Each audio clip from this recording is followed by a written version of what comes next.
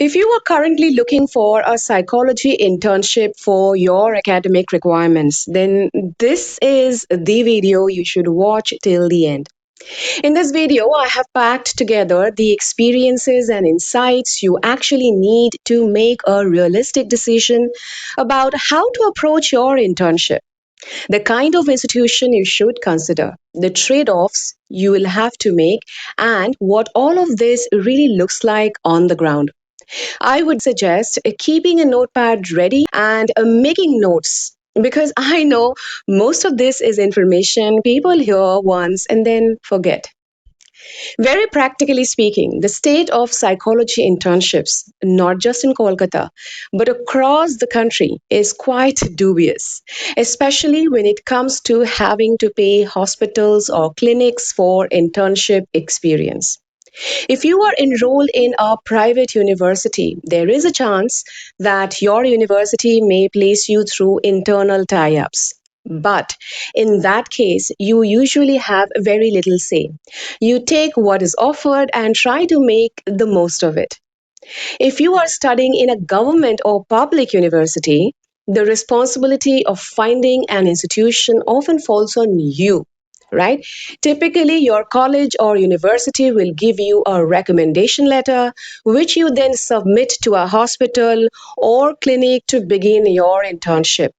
However, submitting that letter alone is usually not enough. In most cases, you will still be required to pay the hospital or the clinic. So, overall, regardless of where you study, expect that there will be some form of fee involved. Even private universities are not always covering this cost. Some will still ask students to pay separately. And this is not a small amount. It can range anywhere from around 6,000 rupees to 18, 19, or even 20,000 rupees. If you go to government hospitals, the fee there may be very much lower, but it is rarely zero. Especially in Kolkata, from what I have seen, almost no institution is completely free. You may pay 3,000 instead of 6,000, but you will still pay something.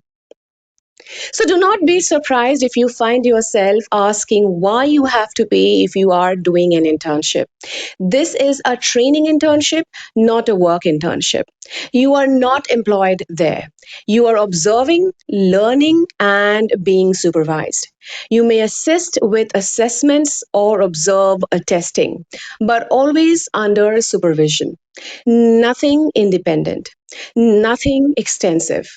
If the institution is reasonably serious, they may also assess your learning because at the end of the internship, they are putting their signature on your certificate, right? And testifying whether you are a good enough student or not.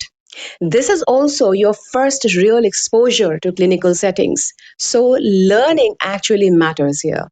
Now, if you have the option to choose between government hospitals and private setups, you need to understand what each realistically offers. Government hospitals are massive. The patient load is enormous. You can always say you are a part of a government hospital and that you were exposed to a large number of cases. Whether you actually got to engage deeply with those cases is another matter. The biggest issue is time. Learning often becomes half baked. In many government hospitals, case histories and mental state examinations are extremely rushed. In some places, MSE is barely done at all, right? So the reality is that patients are lined up in huge numbers and keep coming throughout the day. If one proper case history takes an average of 20 to 25 minutes and an MSc takes a similar amount of time, it is simply not mathematically feasible to do justice to many cases in an 8 or 9 hour shift.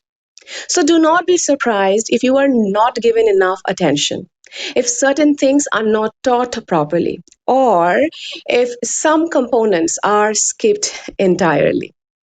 Yet, you will still be expected to submit files to your university claiming that you have learned these things. In such situations, you have to put in effort on your own. You observe cases, study files, and build your understanding independently.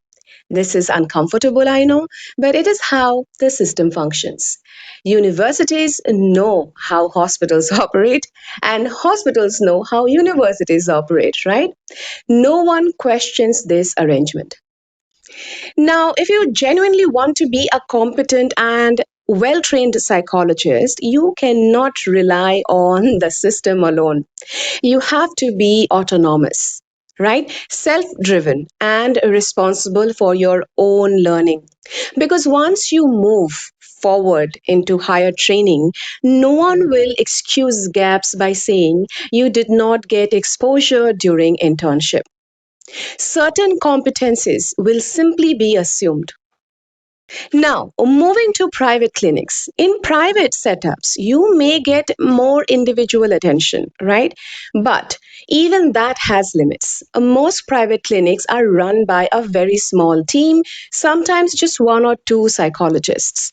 To sustain a private practice, there is usually a daily load of 7 to 8 clients. Not all of them will require fresh case histories or mental state examinations, but at least a few will, right?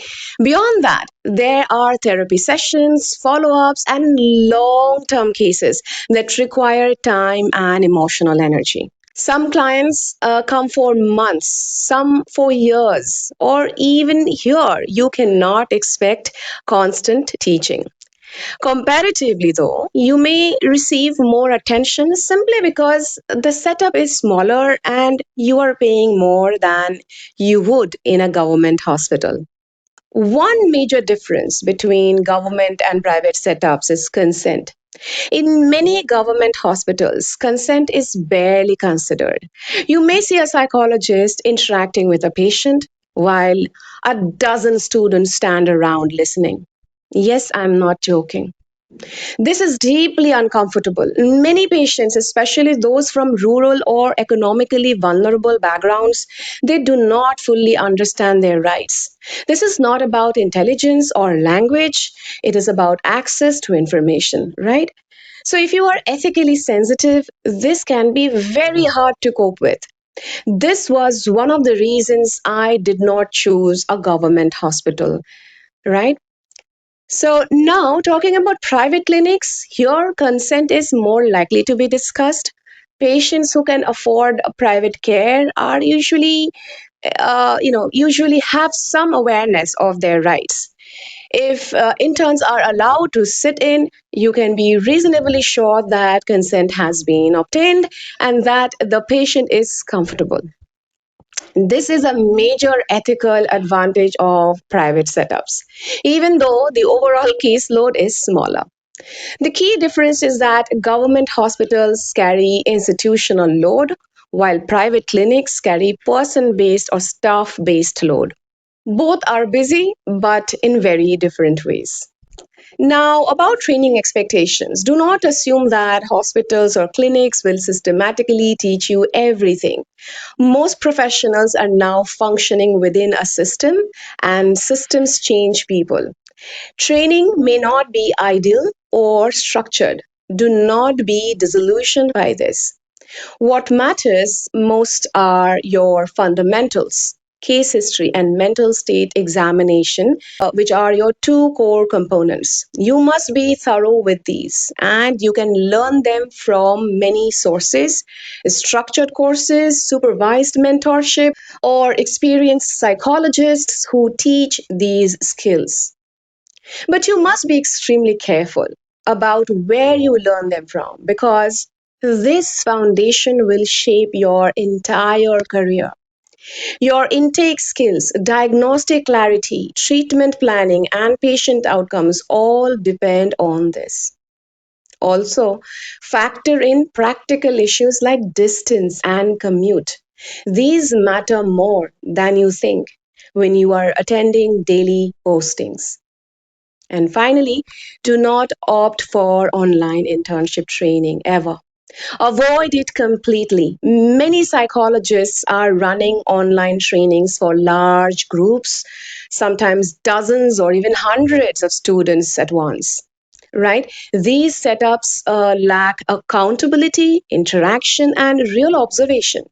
You often do not get space to ask questions. Observation of real patients is not possible in this format. This is not personal development content. This is foundational clinical exposure and it must be in person.